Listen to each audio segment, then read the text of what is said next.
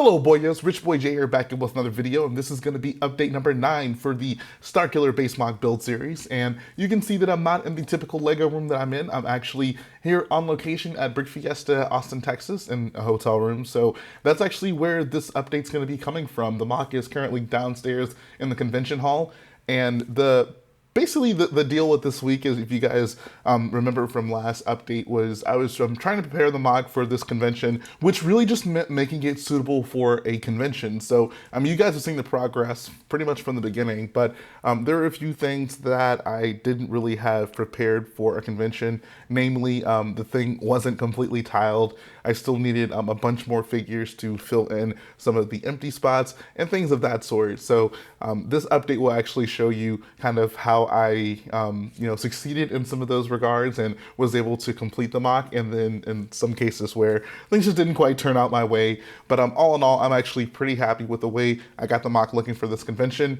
Unfortunately, there are actually some parts of this MOC that I was not able to bring with me. So if you tuned into the live stream and you saw me working on the walls, they're basically going to be adjacent to the stage. Unfortunately, I wasn't able to bring them, which ended up kind of working out in my favor, because when I got here, they actually didn't even have enough space for me to incorporate that part of the MOC on the table. So it actually kind of ended up working out.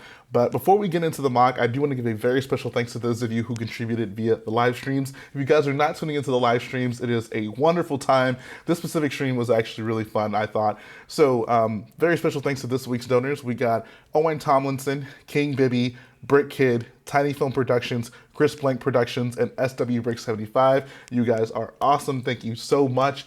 And yeah, if you guys aren't tuning into the live streams, I definitely urge you to do so. But so what we're going to do, actually, the first thing we're going to take a look at is a time lapse of us actually setting up the MOC at this convention. One thing I do actually really want to do is give a very special thanks to a few people who helped me out a ton when I got here. So shout out to my good friend Trevor, shout out to Ethan Network, shout out to ATX Lego Boy, shout out to Real Lego Man Productions, and a few other people who actually really helped make this MOC come to life at this convention. There are a few things you guys are going to see in the video that I had to build specifically here at the convention. So overall, it was a pretty exciting time doing that. So let's go ahead and dive right into it.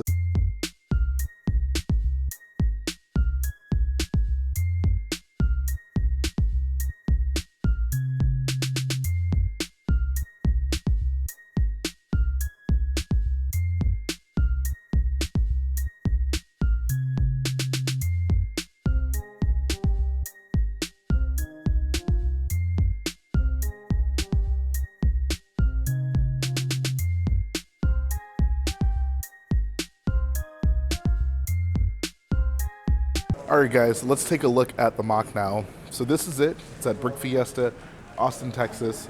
And you can see a few things have actually changed about it since the last time you saw it. One of the most obvious things is the inclusion of some Lego sets. So to make it very clear, those transporters and those snow speeders are not going to be in the final version of this MOC. I actually just brought those sets. You can see the boxes over there. They were sealed when I got here. I enlisted the help of some boyos to construct those because I wanted to fill in some of the spaces on this MOC because I didn't have enough TIE fighters. Got to build a lot more TIE fighters and actually finish my first order transporter MOC. So in the meantime, I felt, why not just throw the sets in? They honestly don't look half bad. It's kind of cool seeing two of each of those things here in one place. I've been collecting so many of those and I never actually built them, so it's kind of cool to see them here, and I think they look kind of nice, but you can really tell the transporter just looks so undersized compared to the TIE fighter over there. Definitely going to need to elongate those in the MOC that I do. But big picture stuff, you can see that the area is completely tiled, which was very important. One of the things that I ran into that was definitely an issue was I actually ran out of 2x2 light bluish gray tile, completely ran out, and I had to have Garrett actually get me some of his, and we were actually able to fill in those two base plates over there in that corner. So almost was a bad situation, but it ended up actually working out pretty well because I was able to fill up these tiles or the areas where the tiles were needed, and actually have quite a few more to accommodate for some other sections that are going to need some light gray tiles. The other thing that was actually a pretty huge issue was I basically made a plan to place an order for some parts I needed, namely some 1x2 light bluish gray tiles. And you can see right here, I really needed them in these sections. Unfortunately, however, I didn't realize that Thursday was a holiday. I mean, I knew it, it just didn't occur to me that that would actually inhibit me being able to get an order in. So what ended up happening with that is it did not come in on time. So I kind of had to rearrange some of the snow sections, and it actually kind of resulted in me simplifying a lot of them. So you can see like a lot of them where before, I don't know, they were just maybe a little bit more detailed. I kind of had to substitute them with 1x1 tiles and things of that sort to basically just minimize the amount of light gray 1x2 tiles I was using. And you can especially see it here around the feet of these guys. So normally those would just be 1x2 light gray tiles in front of them, but I had to just throw the white ones in there to get this MOC ready for this convention. So that order is sitting at home. My plan is to just swap out a lot of those 1x2 white tiles in the areas where the snow maybe looks a little bit less detailed than I would like, to just substitute those with some 1x2 tiles in light gray and hopefully fix that issue. One of the things that I'm also noticing is I want to actually maybe go back through and incorporate more snow techniques in the ground that aren't just little crosses. So I think, you know, I obviously implemented snot on those areas, like those two, this one right there, and I think it looks fantastic, but there's not really snot anywhere else. So I would actually maybe like to especially do it in these areas where there's a lot of just exposed light bluish gray tile. Maybe make it look a little bit more detailed, because kind of looking at it, I don't know, just having the tiles there face up and not sideways, really, I don't know, it makes it look a little bit too simple compared to some of the other areas where the snow is, namely those crosses right there. So I think that there's a healthy balance that I can find, incorporating some snot techniques to make those patterns just maybe look a little bit more detailed. The biggest part that you guys are gonna care about on this MOC is the fact that we got a lot of troops here. We got a lot of troops. So this is the largest amount of troops that I've actually seen here on this MOC at any given point, and I still need more, which actually is really not the worst thing in the world, because I have quite a few battle packs at home I haven't opened up, as well as some other sets that have some troops in it. So I'll actually be able to maybe get a better feel for how many more troops I'm going to need. Like, it's definitely going to end up being a lot, because we still haven't even covered the areas like inside the base or inside the other building where there's going to need to be a lot of troops in there.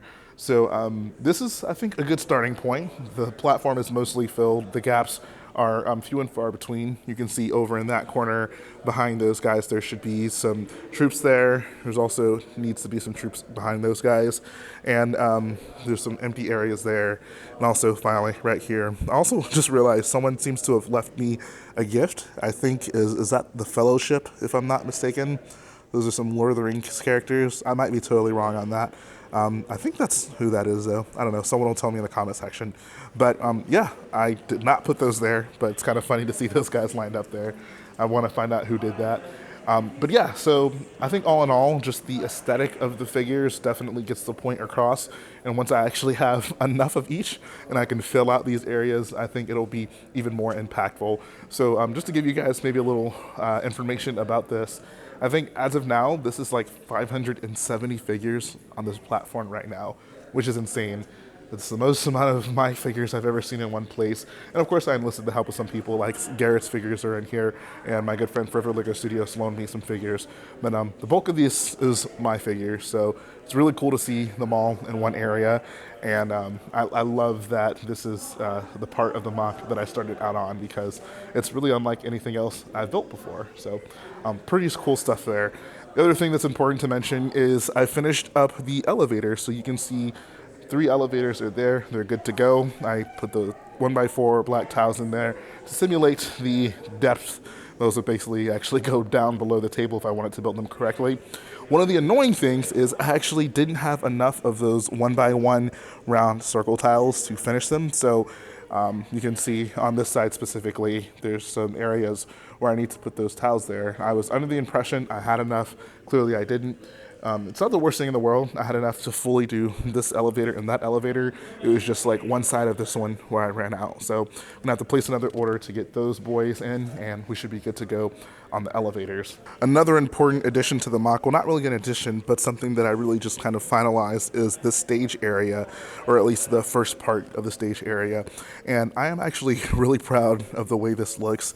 Figuring out how to get a lot of those angles to work out was not the easiest thing in the world, but once it did all come together, I was actually quite proud of it. One of the things I'm actually really happy with is the usage of these unicorn horns here. So looking at reference material, I realized there are a lot of like icicles hanging from the structure and like the stage. So found those unicorn pieces in white, and I think it works perfectly for that. Got it matched up with a cone right there, actually. And if we actually come back around to the other side, you can see there's another one of them hanging right off the front of the stage, and also included a white clip to kind of simulate some like icicles hanging from the stage. And, you know, just to give it maybe a little bit more diversity. Didn't want to just use all those unicorn horns, but wanted to make them have varying lengths. So I think that the white 1x1 modified tile with clip was actually a good usage for that area. So other things about the stage, you can see the details with like the slopes on the front of it are finished up, which was very key, and really making it giving it just a refined finished look. So I'm happy about that.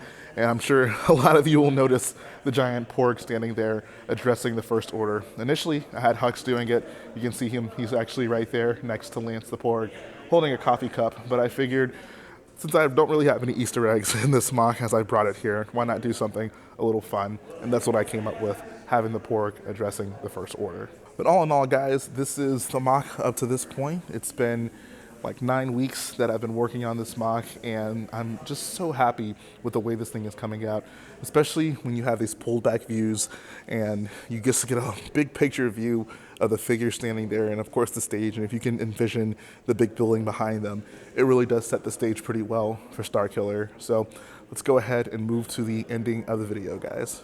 And that's going to finish up the video today, guys. I hope you enjoyed checking out the MOC. Really in a different scenery, a little different of a context. Maybe that can kind of spice things up a little bit. But definitely let me know in the comment section what you think of the MOC so far. As I mentioned earlier, there are some things that you kind of see the MOC as, like here at this convention, that are going to end up changing between now and the completion of the MOC. There's just a few things like the white tiles that I had to lay down in there that I was kind of forced to do because that order I placed did not come in time, which was totally my fault. So I'm not too bummed out about that because, I mean, I kind of put that on myself. But moving forward, I'm actually pretty excited because this is the only place I'm going to be taking the MOC, which means that I'm not going to have to worry so much about making it modular moving forward. I just need to basically make it good enough to where I can take it from my upstairs game room to downstairs in the living room whenever I have to do the final showcase of the MOC, which is considerably easier to do than trying to like pack it up and take it on a road trip to some convention,